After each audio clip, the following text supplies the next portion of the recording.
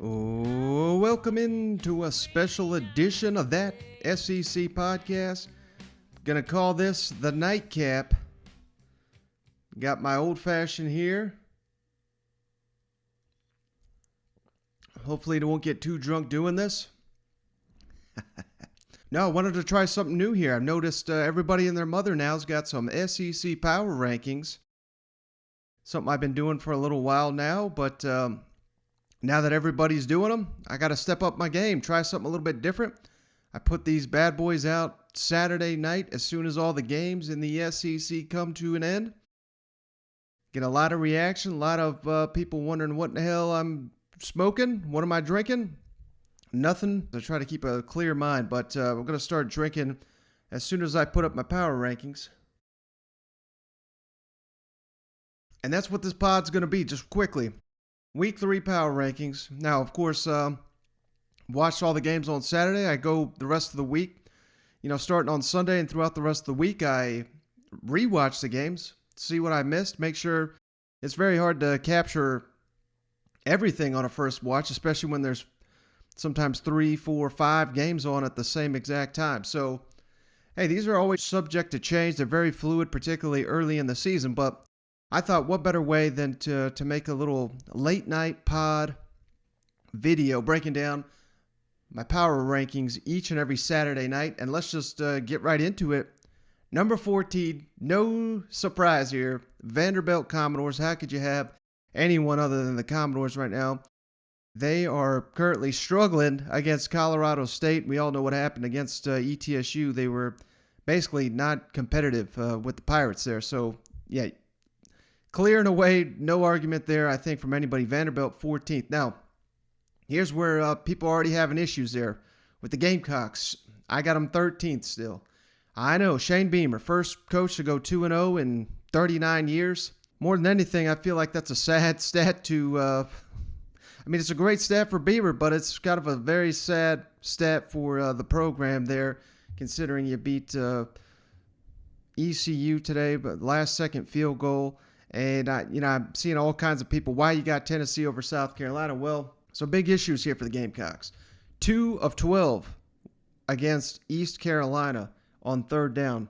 That's not going to cut it.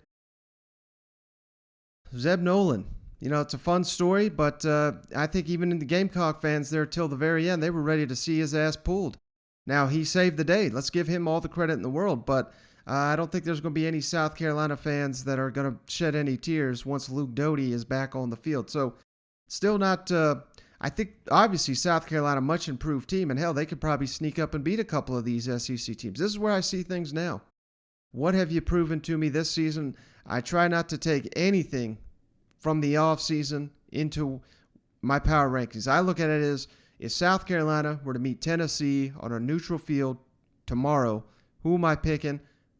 I'm picking Tennessee. Tennessee right there, number 12. Now, again, they just lost against Pitt. They just had a school record for penalty yards.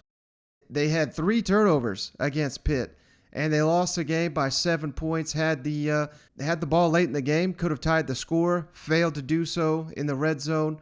Once Joe Milton came out of the lineup, I thought Hendon Hooker, for the most part, I know he had 1 bad interceptions, but beyond that, he looked a lot steadier back there. He's the QB1 in my mind. He has been all off season. Anybody that's been following my work knows that. So I think Hendon Hooker still makes Tennessee a better team. My God, if South Carolina fans probably missed the Tennessee game because they were on at the same time, go watch old Joe Milton airball. I think he had 6 in the first quarter. I'm not even kidding. Wide open receivers, would be touchdowns. If they can just connect on these throws, Tennessee's offense a lot more potent than it looks like.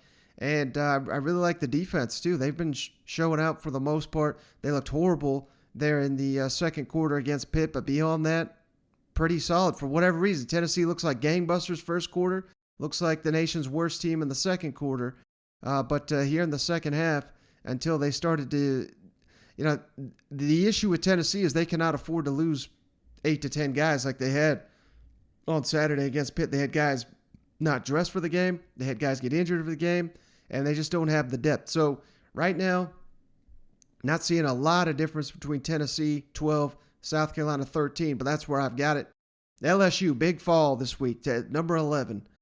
And maybe I should have had them fall, in the week one after they lost to UCLA. It remains to be seen how good UCLA is, but hell, they look like pretty quality.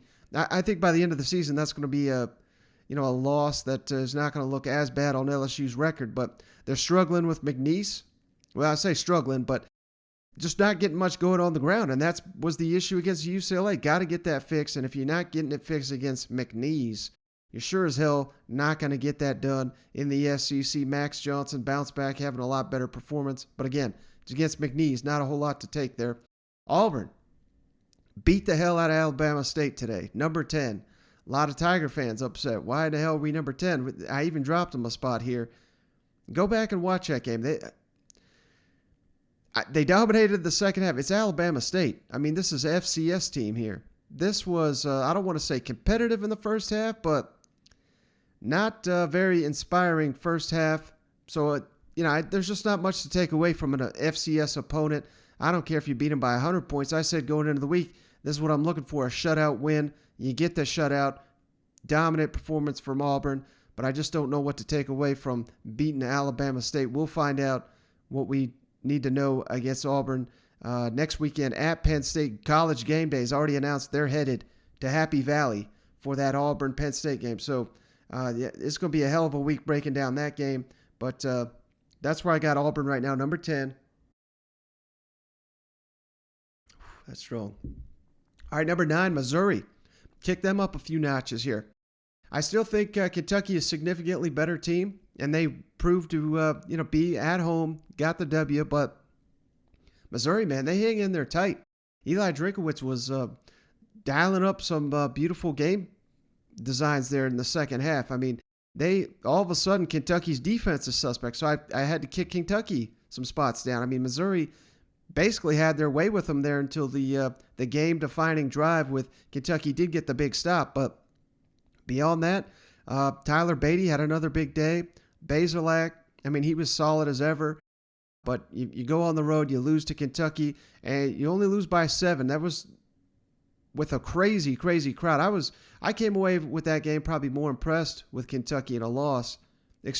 More impressed with Missouri in a loss than I thought I would be. I mean, they held in there. They had the ball with a potential to tie the game, potentially even take the lead if they scored and went for 2. Of course, they didn't get that score. So, number 9, Missouri, looking up for the Tigers, in my opinion. Mississippi State, number 8.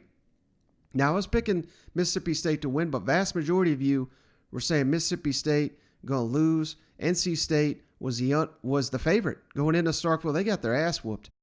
Mississippi State's defense clamped down, did not give up the big plays like they did against Louisiana Tech. The offense, still a work in progress, but this game was never in doubt. Once Mississippi State defense started making some plays early in the game, this was, the opening kickoff return for a touchdown. Mississippi State's defense picked off NC State in the end zone. NC State was, by all accounts, winning on the field, just critical mistakes, and then Mississippi State just leaned on them, kept leaning, and the dam broke there in the second half, completely dominated NC State. So Mississippi State, you're looking up to number 8, 2-0 Bulldogs. Now here's where things get interesting. Number 7, Florida. Now why? I took Florida down a notch here, even though they won in impressive fashion against USF. We all know USF, not that quality of a team. Now they got stomped by NC State in week 1, but I know Dan Mullen does not want to talk about it, but, man, we got ourselves a quarterback controversy with Alabama coming into town next week, and matters are it complicates matters that Anthony Richardson, we'll get to his injury on the next show, but sounds like he tweaked his hamstring. I don't know how significant that is, but, I mean, at this point, I think if you got any chance in hell to beat Alabama, you got to throw out the freshman Richardson. I've just kind of seen enough of Emory Jones. He's a very solid player, but he's inconsistent. Whereas AR-15, who knows? I mean, he literally might be the next Dak Prescott, the next Tim Tebow. I mean, he looks to be that outstanding in the opportunities he's getting on the field. I mean, hell, he got hurt. He got hurt on an 80-yard touchdown run.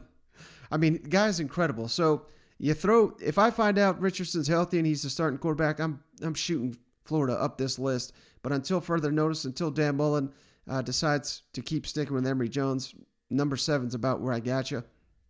Number 6, Kentucky. Again, more or less you dominated that Missouri game outside of your defense in the second half. The offense was spectacular. Chris Rodriguez went over 200 yards. Wan'Dale Robinson had another outstanding game. Will Levis continues to be the real deal. But you kept shooting yourself in the foot. Rodriguez, 2 fumbles there near the goal line. Will Levis had the interception. I guess a better team than Missouri, or if you're on the road potentially at Missouri, those mistakes are going to cost you. So I docked Kentucky a spot here, but hell, still 2-0, first SEC win of the season. Things are looking up for Kentucky. That's a hell of a win. Now, number 5, they took a big jump up here. The Arkansas Razorbacks. How can you not be impressed? Just beat the hell out of Texas. Now, I thought Arkansas would win. I'd be lying if I said I thought they were going to destroy them like they did. Over 300 yards rushing on Texas. I knew, man, I don't know what the hell people are thinking. Barry Odom, not an elite defensive coordinator. Go watch the film. He mastered Steve Sarkisian's offense in this game. And I know Sarkisian's in his first year, Barry Odom's in his second, but still, I don't know how many guys on Arkansas's roster Texas even offered. And that includes Jalen Catalon. I think he was one of them for sure. Traylon Burks, I would assume, and we're talking maybe a handful of guys here. Yet, I mean, it was just complete domination. And that was with KJ Jefferson. I mean, I thought he was outstanding, but he did throw an interception and left the door a little cracked open there for the Longhorns. They scored a touchdown. That was about all they did. 1 touchdown until junk time when they put in the backup quarterback. And I thought the best tweet I saw, I'd like to credit this person, but I don't know who it was, said Texas embarrassed 2 conferences tonight. But I think that's a slight towards Arkansas, because who was saying Arkansas is going to win the game? We were. Remember that. How many podcasts out there picking the Razorbacks to beat Texas? This one right here, by God. Number 4, Texas A&M.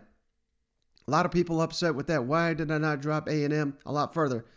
Hey, I said it'd be close against Colorado. You going up to that elevation, and the key thing here, Hayes King got injured. Very first series of the game. Now, we don't know how severe it is. Zach Calzada came in. He did not look good. He almost cost him the game. But there in the clutch, he made the play. So, maybe that was Zach Calzada's coming out party, because at the end of the game, he made the game-defining play, throwing it to Isaiah Spiller. And Texas A&M's defense, still elite. Texas A&M still got all the weapons they had. Now, their offensive line didn't look great. They couldn't really run the ball against Colorado despite all these weapons. So it's a major concern. And we need to find out how long King is going to be out. But that's why I docked Texas A&M 1 spot, got him at number 4. Now here, this may surprise you. Number 3, Ole Miss. This is less about whipping Austin Peay's ass and more about what they did in the opener against Louisville and how this defense looked. Loving what I'm seeing from the defense there in Oxford. I know it's early, but you combine that with the offense. Drummond has emerged as the number 1 receiver that they were missing with Elijah Moore off to the NFL. The Rebels are rocking. I think they can beat anybody if Matt Corral has his A game. Number 2, obviously Georgia just destroyed UAB. They didn't even need JT Daniels. The mailman came in, had a career game. Stetson Bennett, how could you not be impressed with that guy and what he did? They beat UAB by about 50 damn points here. UAB's a good program here, but that's what you're going to get from Georgia if they can hit the deep ball, and they were hitting them today. 3 passes, I believe, over 60 yards for the Bulldogs. They're entrenched right there at number 2. And number 1, of course, Alabama. Who cares what they were doing against Mercer? You could tell Nick Saban was fired up about how they were preparing for that one, wasn't happy. Kind of showed early in the game. They didn't look quite focused for the game, and once they turned it on, I mean, they just dominated like we all knew they would. We'll find out a lot more about Alabama when they travel to Gainesville next weekend, but they're going to be a huge favorite against the Gators. And now that Miami is sitting here struggling with Appalachian State, who knows?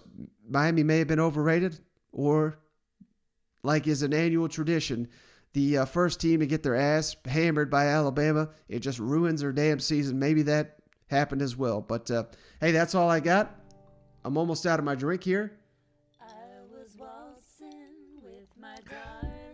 That's my thought of my SEC power rankings, and we'll be back on the next episode recapping all these games with Cousin Shane.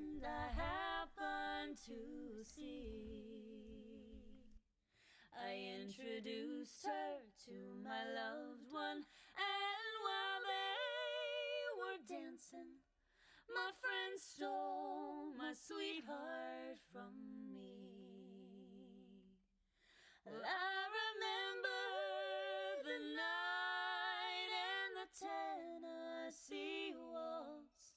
Now I know just how much I have lost. Yes, I lost my little daughter.